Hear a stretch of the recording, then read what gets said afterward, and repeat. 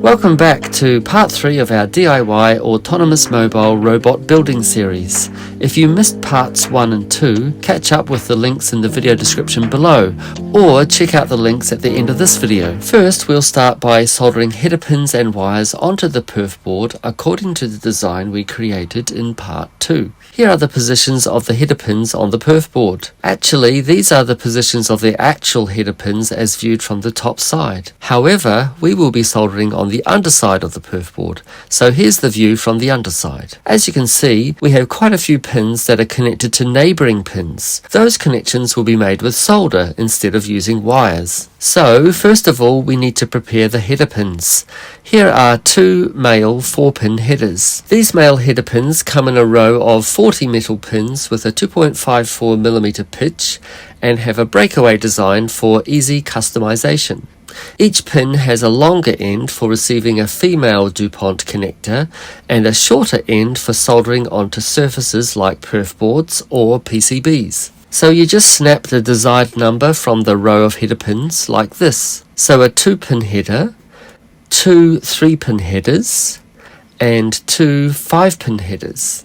Actually, we didn't need 2 3-pin headers, just one was fine. This is the perf board we'll be using. This is the top surface, which corresponds to this diagram. The underside, on which copper pads are provided, is the side where we'll be doing our soldering. For example, we could start by soldering this 4-pin header, but it's quite difficult to solder the header pin straight so that the row of pins extend perpendicular to the perf board. Well, here's a pro tip.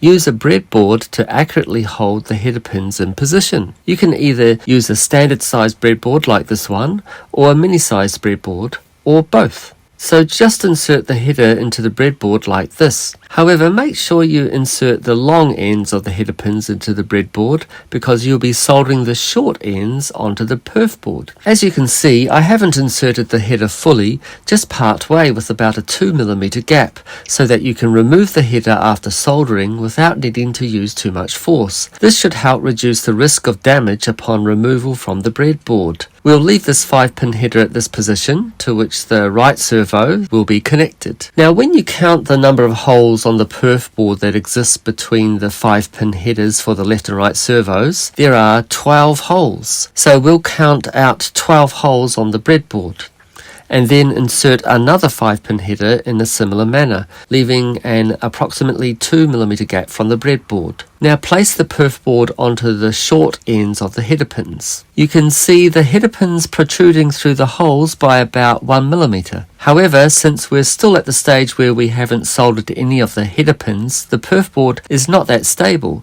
so we'll add another 4-pin header as well. Now the perf board sits stably onto the 3 sets of headers. Time to solder. So in order to solder each header pin, you first heat up the header pin with the tip of the soldering iron, but not for too long, otherwise the entire pin can heat up and melt through the plastic that holds it. Then you melt some solder onto the tip of the soldering iron, contact the pin with the tip of the soldering iron, and the solder should jump onto and hug around the pin and form onto the pin with the copper pad as its base.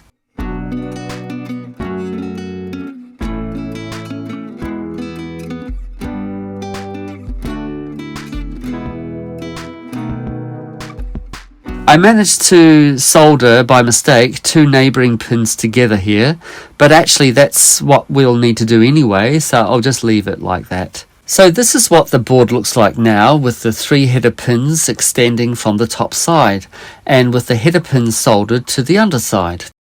Here I'm soldering the 3-pin header, which corresponds to this header on the diagram, to which we will connect our power source.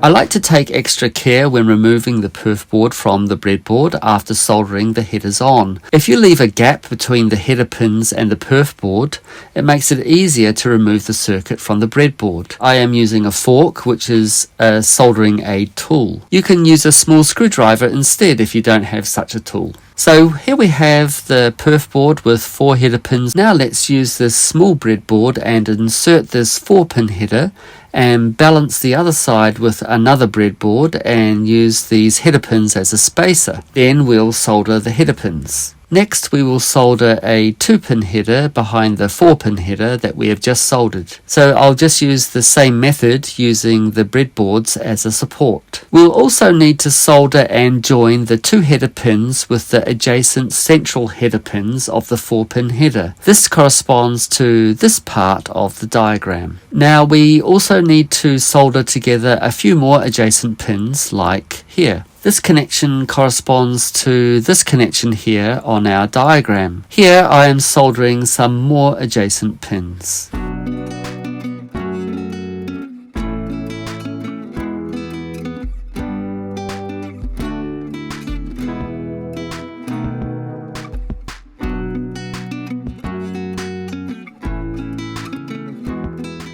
Now it's time to solder in the wires. We'll start with the positive red wires. Here's the diagram showing the first red wire, which goes from the positive pin for the power supply to the positive pin or the VCC pin of the HC-SR04 ultrasonic sensor. You can use vernier calipers to measure the approximate distance between the two connections. This looks to be about just over 12 millimeters or half an inch. I'm going to be using some of this 24 AWG silicon insulated wire. I've cut about a 15 millimeter long wire. Then we strip about 3 or 4 millimeters from each end of this wire. Before you solder the wire to the circuit, you should first apply some solder to each exposed end of the wire. This is called tinning the wire. I am using what is called helping hands. In other words, a soldering stand with crocodile clips equipped with a magnifying glass. It's a lot easier to solder a wire to a circuit if you have first tinned the wire. Tinning the exposed wire also prevents stray strands of wire from coming into contact with other wires and, for example, causing the circuit to short. I'm using a breadboard again just to provide a bit of stability when soldering. A wire this size is quite hard to handle with your fingers, so I use some tweezers. I just need to add a little bit more solder there. And there's the first red positive wire soldered in place. The upper end of the wire shown here is a little out of place, but it's still sufficiently separated from the other terminals. Next, we'll attach the second positive red wire as shown in this diagram. Cut an appropriate length of the same red wire so that the wire bows when connected at each end. Strip 3 or 4 millimeters off each end of the wire and tin the exposed ends of the wire as we did before with the other wire. I added a bit more solder onto the soldered pin first and then soldered one end of the wire to it. Here is a close-up view of the soldered end of the wire. Here I have decided to use some insulation tape just to hold the wire in the bent position. A pair of tweezers also come in handy just to position the other end of the wire to the other pin while applying the soldering iron. Here's the soldered point close up. This diagram shows the next red wire we'll be soldering onto the perf board. So basically the same method will be repeated. Then solder one end of the wire like this. Then I use tweezers to hold the wire while soldering the other end of the wire. Here's a close-up view of the wire soldered in place. This diagram shows the last positive red to be soldered. So we repeat the process, measure the distance between the two soldering points with vernier calipers, cut an appropriate length of wire, strip each end and tin the exposed wire with solder, and then solder it to the circuit. Again, insulation tape comes in handy for keeping the wire in position when soldering. So this is what the circuit looks like close up, with all the positive red wires soldered in place. I probably have been a little over generous with the amount of solder I have applied, but this won't be a problem so long as no excess solder is in contact with any other neighbouring pins or contacts. Now it's time to solder in the black ground wires or earth wires. This diagram shows the first ground wire that we are going to solder onto the perf board. Just add a little more solder onto the pin and then apply the soldering iron onto the tinned wire. I made sure to keep the black wire away from the other neighbouring pins. Again, the tweezers are very useful for holding the wire in position. Here is a close-up view of the soldered ground wire. A little messy again, but this soldered wire is not interfering with any other pins or connections. This diagram shows the last ground wire that will need to be soldered onto the perf board. Repeat the same process again in order to solder this ground wire onto the perf board. I realized at the end that I had forgotten to solder together these two neighboring pins, so I'll do that now. And there we have all the red positive wires and black ground wires soldered in place. Now that the soldering is complete, it's time to test the continuity of our connections using a multimeter. This step helps verify that our soldering work is solid and that there are no unexpected interruptions in the circuit. I'll be using this very inexpensive digital multimeter, a DT830B. To use this multimeter to conduct a continuity test, plug in the black and red probes and rotate the dial to the diode symbol. Other multimeters may also have a symbol that looks something like sound waves. First of all, bring the black and red probes into contact with each other to confirm that your multimeter is working properly. You should get a very low reading in a multimeter like this one, and or a beeping sound. My multimeter indicates a reading of 002. The residue left by soldering flux can potentially interfere with continuity tests. It may create a non-conductive layer leading to false readings or increased resistance in the circuit. So we will be testing the circuit using the header pins that protrude from the upper side of the perf board rather than the soldered connections themselves. First, let's test the path of the positive wires. As I'm sure you can appreciate from this diagram, if you bring one of the black or red probes into contact with the middle pin of the 5-pin header for the right servo and bring the other probe into contact with the middle pin of the 5-pin header for the left servo,